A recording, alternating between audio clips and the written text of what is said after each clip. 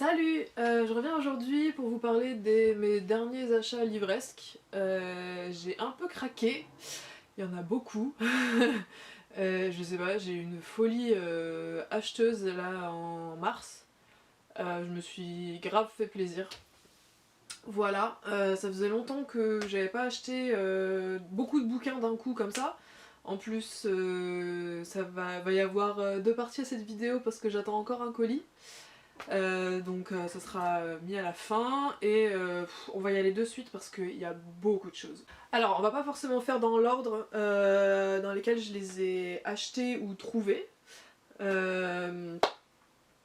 simplement parce que je me rappelle pas forcément de l'ordre et puis on va pas y passer 15 ans non plus. Donc le premier, celui-là je l'ai acheté en novembre je crois ou quelque chose comme ça. En décembre, bon vous voyez. C'est un Neil Gaiman qui s'appelle Neverwhere. Voilà, ça se passe à Londres, pure littérature de l'imaginaire, ça se passe dans un Londres assez romancé, dans des catacombes londoniennes, enfin dans les sous-sols londoniens avec des créatures, quelque chose d'assez obscur, tout ça, donc je me suis dit que ça pouvait être super cool. En plus j'ai lu un seul ouvrage de Neil Gaiman jusqu'à présent, c'est la mythologie nordique, grâce auquel j'ai pas pu réellement me faire d'avis sur son style. Donc là je me suis dit que ça pouvait être un bon début, voilà, il fait combien? Il fait 400 pages. Donc voilà, je pense que ça peut être pas mal quand j'ai pas envie de me prendre trop la tête, que j'ai envie de m'échapper et tout, surtout Londres, voilà, c'est un cadre que j'aime bien, donc ça peut être fun. Voilà. Ensuite j'ai trouvé, ça je suis super contente, j'ai trouvé dans une boîte à livres perdue en Corrèze, le premier tome en grand format de Millennium. Millennium, j'ai toujours pas vu les films, j'ai rien vu en fait parce que j'ai toujours voulu absolument lire les livres avant de voir les films, donc en fait j'ai tout fait pendant des années pour ne pas me spoiler, je n'ai vu aucun film, je n'ai même pas lu le synopsis, donc en fait je sais à peine de quoi ça parle. Tout ce que je connais c'est la tête de l'actrice principale qui joue dans les films et c'est tout. Sinon voilà, j'ai à peine conscience du sujet. Donc voilà, j'ai hâte de découvrir. En plus c'est un grand format, donc voilà. Pour un livre que j'ai trouvé en boîte à livres, il est quand même très très bon état. Hein. Donc bon, à part ça, mais bon, honnêtement, moi je suis la première à déchiqueter mes livres, donc si vous voulez, ça me dérange pas des masses. Ensuite, une BD, enfin un comics plutôt, que j'ai emprunté à la bibliothèque, il va falloir que je rende, que je viens juste de finir, c'est le premier tome de The Wicked the Divine. Ce qui m'a beaucoup plu, en fait ça m'avait interpellée, je l'avais vu à Cultura, puis je me suis dit que bon j'allais quand même l'emprunter avant, voir si ça me plaisait, parce que j'ai pas spécialement envie de mettre 17 € dans une BD qui finalement va peut-être pas me plaire. C'est un comics en fait qui se passe du coup au 21e siècle où des dieux se réincarnent en pop stars, on va dire. Qui ressemblent étrangement à des icônes de notre époque. Par exemple là dans le premier tome il y en a une qui ressemble vaguement à David Bowie, enfin en tout cas qui calque un peu son style là-dessus. Voilà, et apparemment ça offre une métaphore fascinante de la jeunesse d'aujourd'hui et de la gloire éphémère érigée en valeur suprême de notre société moderne. Voilà, donc moi ce qui m'a beaucoup plu en fait d'abord c'est les dessins, vraiment. Alors je sais pas si vous allez bien voir. Mais alors, moi j'ai adoré le style un peu sombre, quand même très smooth des comics en règle générale. Puis enfin voilà, j'ai fini ce tome là hier et je pense que j'ai pas forcément les acheter parce que c'est quand même un coût. Mais je pense que je vais continuer la série et les emprunter à la bibliothèque. Ensuite, ouais, je me suis un peu lâchée sur les essais aussi, vous allez voir ça.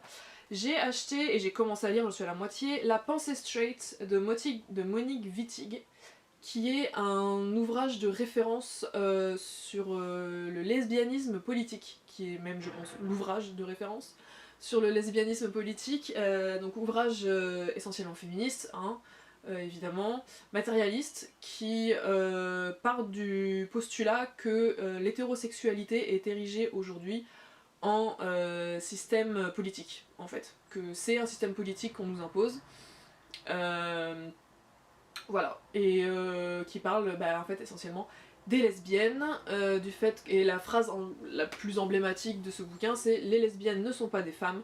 Voilà, donc qui remet en fait en cause les classes en fait de genre. Et c'est éminemment intéressant, vraiment. J'en suis qu'à la moitié, je lis un chapitre quand vraiment je me sens de me mettre dedans. C'est quand même un livre assez dense, hein. Bon, ça reste un essai, donc c'est assez dense, mais en réalité je trouve que c'est quand même assez clair. Et voilà, pour l'instant j'aime beaucoup, j'accroche énormément, ça remet plein de choses en cause dans mon système de pensée et ça me fait du bien. Ça me fait du bien, ça me fait réfléchir d'une bonne manière, je trouve. Et voilà, je suis très contente de lire cet ouvrage. Ensuite, pour continuer sur la lancée des essais, j'ai Sous-culture de Dick Ebdige, qui est en réalité un ouvrage de référence sociologique sur le mouvement punk.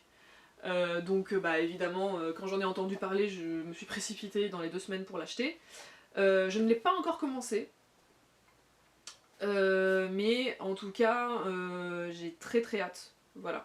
Et c'est un bouquin qui est écrit dans les années 80, qui a été écrit dans les années 80. Donc quand même au... Non, en 79, pardon.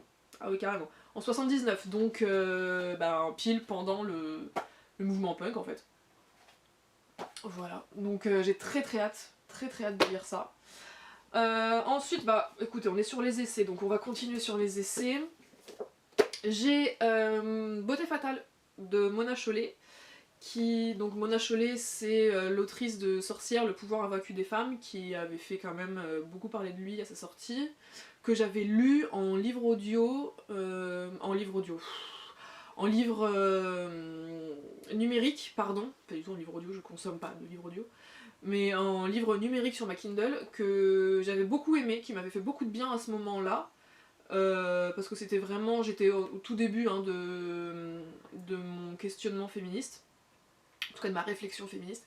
Aujourd'hui j'ai quand même pas mal avancé sur le sujet, mais là, Beauté fatale, je pense que ça va être super intéressant puisque ça parle de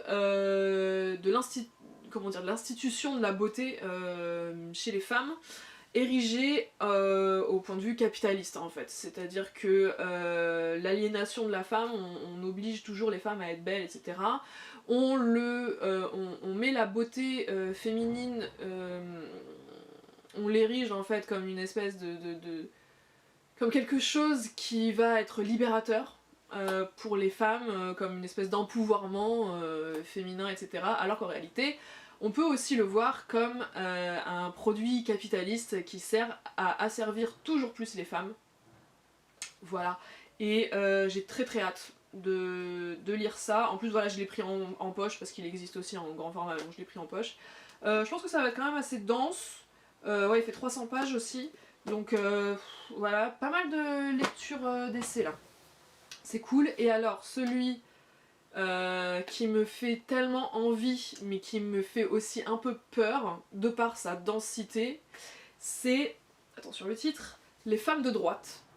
Voilà, de Andrea Dworkin. Alors Andrea Dworkin, c'est une autrice féministe canadienne, assez connue en Amérique du Nord, mais très peu connue en France et en Europe en règle générale, qui commence à peine à être importée, mais vraiment c'est tatillon quoi. Et donc du coup, comme son nom l'indique, Les femmes de droite va traiter du paradoxe en fait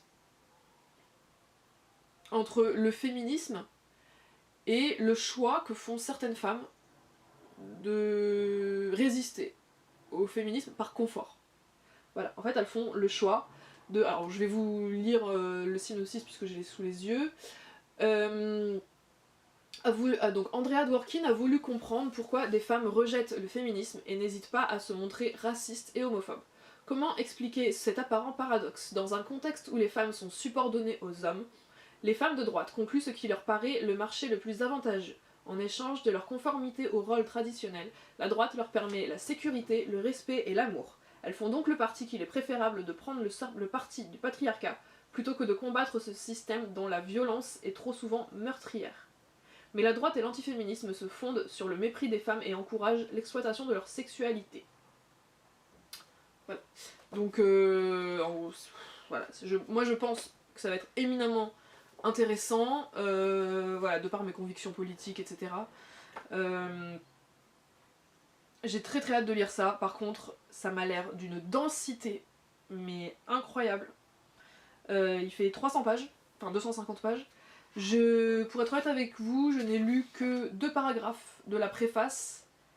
Et rien que ça m'a déjà paru bien intense. Non pas dans le sens où c'est compliqué à comprendre, pas du tout, mais dans le sens où c'est quand même extrêmement subversif. Ça demande aussi quand même une... Bah, ça reste un essai politique et sociologique, donc ça demande quand même pas mal de concentration. Je pense que ça va être comme la pensée straight. De toute façon, tous les essais que je viens de vous présenter, ça va être comme la pensée straight. C'est des essais que je vais lire de manière ponctuelle. Je vais lire un chapitre par-ci par-là, sans me forcer à tout lire d'un coup. Voilà, sauf si je le sens, mais bon, celui-là en tout cas ça m'étonnerait. Ensuite, pour continuer, je me suis fait plaisir, hein, j'ai enfin acheté La Divine Comédie de Dante. Classique littéraire s'il en est, le monument de la littérature européenne, classique. Bizarrement, je ne l'ai jamais lu. Je dis bizarrement parce que j'ai quand même fait des études de lettres, donc effectivement j'en ai beaucoup entendu parler, je sais de quoi ça parle quand même. Je suis tombée sur quelques citations quelques fois, mais voilà, je l'ai jamais traversé, je ne connais pas, je ne sais pas à quoi ressemble la verve dantesque, et j'ai très hâte de découvrir. Alors après voilà, hein, c'est un poème épique, donc je vais pas le lire d'une traite, hein, qu'on se le dise, mais voilà, je pense que de temps en temps, le feuilleter, ça peut que faire du bien. Ça reste de la poésie, hein. En poésie, j'ai aussi craqué sur les poèmes d'Edgar Poe, tout simplement parce que je suis fan d'Edgar Poe, hein. Ceux qui me connaissent sont bien placés pour savoir. Mais en fait, à part voilà, ces histoires extraordinaires, donc ces nouvelles, ce pourquoi il est le plus connu, je n'avais jamais lu ces poèmes. Et j'avais emprunté ce recueil à la bibliothèque il y a 2 mois. Et je l'ai feuilleté et je me suis dit que ça me plaisait suffisamment pour avoir envie de l'acheter. Et voilà, et en plus c'est de la poésie, donc pour moi, enfin moi la poésie c'est quelque chose que... c'est un genre vers lequel je vais quand même de manière assez ponctuelle. Et ça me traverse très rapidement, c'est-à-dire que si je n'ai pas le recueil sous la main, ça va me passer et je ne vais pas y revenir quoi. Donc il faut que j'ai le recueil sous la main, donc voilà, quand j'aurai envie de poésie, et surtout de poésie un peu noire, voilà, j'aurais envie d'aller voir mon Edgar, donc bon, j'aurais plus d'excuses puisque j'ai l'œuvre. En plus c'est traduction de Stéphane Mallarmé, donc tout va bien. Ensuite j'ai craqué sur L'art de la fiction de David Lodge. Pour le coup ce n'est pas un roman, pour moi c'est une boîte à outils. Voilà, donc pour ceux qui ne connaissent pas David Lodge, c'est un auteur britannique qui est également professeur de littérature à l'université, dans une université anglaise, je sais plus exactement laquelle. Mais c'est voilà, quand même un grand écrivain britannique, il est très connu, il a écrit des romans, et aussi bah, du coup là voilà, ce bouquin, L'art de la fiction, qui est en réalité une boîte à outils en fait, qui est divisée en plusieurs chapitres quand même assez courts. En général 5 pages, 10 grand maximum, et qui reprennent chacun un thème de la littérature. Donc par exemple là on a le début, donc l'incipit en littérature, le suspense, le roman épistolaire, le point de vue, le mystère, le monologue intérieur, montrer et raconter à plusieurs voix, l'épiphanie, l'allégorie, le symbolisme, l'imagination de l'avenir, la structure narrative, le surréalisme, voilà. Donc c'est un bouquin en fait dans lequel il va aider à comprendre les structures littéraires et narratives de la fiction. en partant d'œuvres à chaque fois, d'œuvres quand même en général anglo-saxonnes. Voilà, par exemple quand il parle de, je sais pas, l'intertextualité, il va partir d'un texte de Joseph Conrad. Bon. Et alors ce bouquin, moi je l'ai pris malgré mes études littéraires parce que je trouve que c'est toujours bon d'avoir un post-it en fait. Moi je pars du principe que cet ouvrage est une boîte à outils. Un post-it, chaque chapitre représente un post-it que tu mets sur un bouquin, voilà, ou sur un passage de ton bouquin, quand t'as envie de creuser un peu plus, ou quand, je sais pas, tu te rappelles pas exactement ce que c'est, hop, bam, tu prends l'ordre de la fiction et t'es fixé. Et en plus, voilà, ça a l'air d'être expliqué quand même de manière très simple. Hein. En fait, c'est pas un livre qui a pour vocation d'être un livre de théorie littéraire. C'est pas du tout de la théorie, c'est simplement une boîte à outils littéraire. Enfin, moi je le perçois vraiment comme ça et je saurais pas l'expliquer autrement.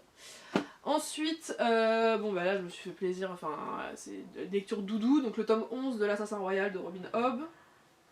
L'Assassin Royal, ce que j'ai besoin de présenter. Saga fantasy s'il en est, qui a inspiré Game of Thrones, etc. Que moi j'ai commencé à lire à la fac, donc il y a presque 10 ans, enfin non, 8 ans maintenant, que j'ai commencé à le lire. Il y a 13 tomes, j'en arrive au 11. Pourquoi j'ai pris autant de temps? Tout simplement parce qu'entre temps il faut lire Les Aventuriers de la Mer, qui constitue à peu près 11 tomes aussi. Voilà, sachant qu'entre temps j'ai lu beaucoup de choses. Donc j'ai pas chômé, mais il y a quand même du taf. Et honnêtement, si vous êtes pas trop fantasy, que vous connaissez pas spécialement ce genre-là, foncez. Lisez au moins juste le premier tome. Lisez juste le premier tome, faites-vous une idée, et vraiment, mais moi qui de base suis pas attirée par la fantasy, mais alors là, mais je suis rentrée dedans, mais à pieds joints quoi. Et étrangement, Game of Thrones, alors oui, c'est le truc, l'événement fantasy par excellence. C'est très bien, hein, mais moi je préfère Robin Hobb. Voilà, à bon entendeur. Ensuite, non mais j'ai pas fini. Voilà. Ne tirez pas sur l'oiseau moqueur de Harper Lee, donc classique de la littérature américaine, s'il en est. Donc la littérature américaine, étrangement, c'est quelque chose que je connais très très peu. Alors je vous disais tout à l'heure, ouais, j'aime Edgar Poe, mais voilà, ça s'arrête un peu là, parce que tous les essais que j'ai pu faire en littérature américaine n'ont absolument pas été concluants. Donc que ce soit L'Attrape-Cœur de Salinger, j'ai essayé de le lire 2 fois, il y a encore là 2 semaines j'ai essayé, mais au bout de 2 pages, j'ai envie de claquer le personnage principal. Donc ça ne fonctionne pas. Je trouve que le style est dénué de tout intérêt et sec. Voilà, vraiment sans intérêt. J'ai essayé Sur la route de Kerouac, mais alors j'ai trouvé qu'il y avait des longueurs mais inutiles, que l'auteur s'écoutait écrire, mais j'ai trouvé ça vraiment insupportable. Les personnages étaient pour moi sans intérêt, mal écrits, voilà, mal construits. Et pourtant je suis quand même allée jusqu'aux 2/3. Je me suis forcée quoi, sur la route je me suis vraiment forcée. Mais alors, mais au bout d'un moment c'était pas possible quoi. Ça, il y avait quoi d'autre comme œuvre américaine? Bah, je sais plus. Si, après, il y a du Nabokov. Mais pour moi, Nabokov, c'est au-delà de la littérature américaine, parce que bon, voilà, c'est quand même un auteur russe à la base. Alors certes, qui a été naturalisé américain ensuite, mais pour moi, Nabokov, il est pas américain, il est mondial. Si vous voulez, c'est un des plus grands auteurs au monde, en fait. Pour ceux qui ne connaissent pas Vladimir Nabokov, c'est l'auteur de Lolita. Si vous n'avez pas lu Lolita, foncez, mais littéralement, c'est un chef-d'œuvre. Et je pense qu'il faudrait que je fasse une vidéo entière à ce sujet, quoique il y en a déjà plein sur internet, donc clairement YouTube ne m'a pas attendu pour parler de Lolita, mais vraiment si vous n'avez pas lu Lolita, mais foncez, vraiment, c'est magnifique, c'est magnifique. C'est somptueux, voilà, c'est lumineux, c'est parfait. Bref, donc pour revenir à Ne tirez pas sur l'oiseau moqueur de Harper Lee, Hélène, concentre-toi. Bah écoutez, ça va parler de la lutte des droits civiques pour les Noirs aux États-Unis dans les années 1960. Voilà, donc ça parle de classe, ça parle de lutte sociale, voilà, ça parle de racisme. C'est écrit du point de vue d'un enfant. Ça va parler de la justice, voilà, donc j'ai très hâte de le lire. En plus, bon, il fait quoi? Il fait 450 pages. 450 pages, c'est quand même écrit assez gros, le style n'a pas l'air empoulé. Je pense que ça va se lire relativement facilement, j'ai très hâte de le découvrir. Voilà. Et j'espère aussi que ça va un petit peu débunker mon point de vue actuel sur la littérature américaine. Parce que bon, c'est pas reluisant quoi. Ensuite, un roman graphique, Anaïs Nin sur une mer de mensonges par Léonie Bischoff. Donc Anaïs Nin, c'est une autrice que j'aime beaucoup. Merci Hélène. C'est une autrice que j'aime beaucoup, qui est française, qui date du début du XXe siècle, qui a entretenu une relation quand même assez célèbre hein, avec Henry Miller. Donc Henry Miller c'était un auteur américain, une fois de plus du début du siècle aussi, qui était son aîné de quand même pas mal d'années il me semble. C'est celui qui a écrit Sexus, Le Tropique du Cancer, Le Tropique du Capricorne. Voilà, c'est à peu près tout. Enfin, je ne me rappelle plus du reste. Parce que je ne l'ai pas lu, n'est-ce pas?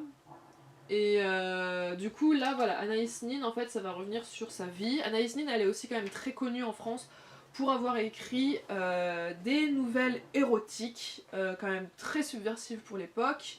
Nouvelle érotique que j'ai ici quelque part, voilà.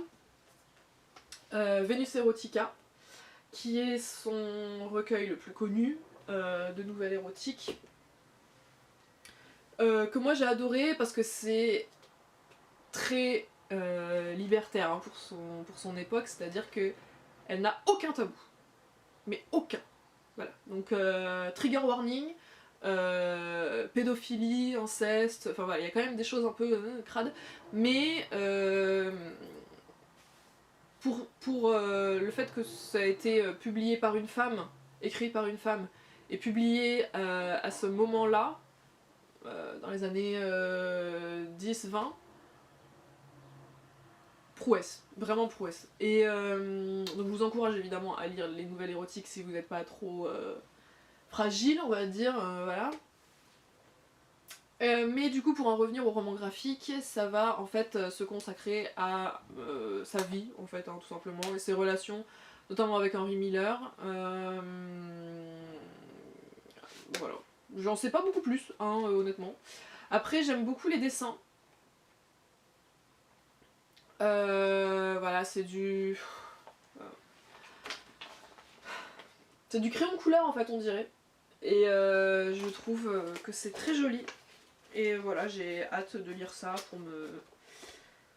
pour me distraire un peu de grosses lectures ou que sais-je. Ensuite, là on va arriver sur ma lecture du moment que j'ai commencé hier soir / ce matin. Donc c'est Dans la dèche à Paris et à Londres de George Orwell. Voilà. Que j'ai acheté en français pour le trouver en anglais une semaine plus tard, donc Down and Out in Paris and London.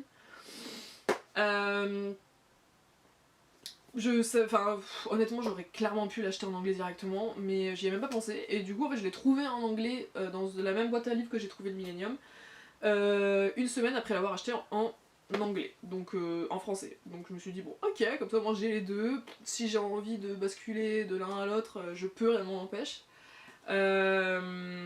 Donc en fait, c'est tout simplement le journal de George Orwell quand il était à Paris puis à Londres et qu'il était en fait SDF. Voilà. George Orwell, il a quand même, donc c'est l'auteur hein, pour rappel de 1984 et la ferme des animaux. J'espère quand même que vous êtes à peu près au courant de ça. Enfin bon, c'est pas grave. Au moins maintenant vous le savez, c'est pas grave. Et c'est en fait voilà, ça se passe dans les années 20. Orwell tombe dans la misère la plus totale. Il va du coup découvrir le quotidien des petits ouvriers, des laissés pour compte, tenaillés par la faim et rongés par l'alcool, sans voyeurisme ni complaisance. Il dresse un portrait vivant de ces habitués du monde de piété où l'espoir et l'infortune se livrent un duel épique. Voilà, donc c'est un journal en fait. C'est une sorte de journal de bord, bon après un peu remanié évidemment, mais je pense que c'est... si je peux comprendre en fait que si vous voulez, 1984 puisse effrayer un peu. Déjà par son ampleur, et aussi par l'histoire en elle-même. Je peux comprendre que en première lecture d'Orwell, ce soit un peu... Voilà. Alors effectivement, il y a la ferme des animaux qui est quand même beaucoup plus modeste, en termes de taille uniquement, hein, parce que c'est quand même excellent, mais je trouve, moi, de ce que j'ai commencé à lire pour l'instant, que cet ouvrage, que ce soit en anglais ou en français, hein, il est très abordable en anglais. Enfin, la langue est quand même assez abordable.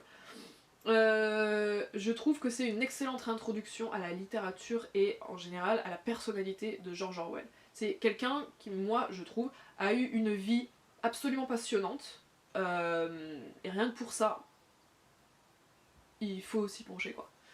Et je pense qu'il va y avoir beaucoup de résonance avec, en tout cas moi, mes questionnements de classe, mes questionnements sociaux, voilà. Je suis rentrée dedans là, j'en suis à une cinquantaine de pages. Et bah écoutez, pour l'instant j'adore. Donc voilà, écoutez, je vous retrouve pour la suite de ce book haul dès que je reçois mon nouveau colis.